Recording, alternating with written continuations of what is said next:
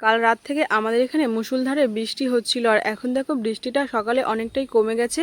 এখন তো ঝিরঝির করে পড়ছে, আর এই ভারী বৃষ্টির থেকে ঝিরঝির করে বৃষ্টি পড়াটা আমার খুব ভালো লাগে।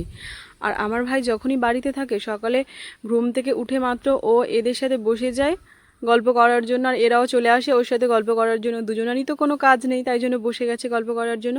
আমার ভাই প্রাণীদেরকে খুব ভালোবাসে, তাই জন্য এদের একটা একটা নামও দিয়ে রেখেছে, আর নাম ধরে ডাকলে এরাও চলে আসে। এই যে সাদা মুরগিটা দেখছো, আমার ভাই যখনই বাড়িতে থাকে সারাক্ষণে ওর কোলের উপর উঠে বসে থাকে, এর থেকে একদমই দূরে যায় না। আর আমি দেখো সকালে উঠে ঘুম থেকে এই বিড়ির কাজ করার জন্য বসে গেছিলাম।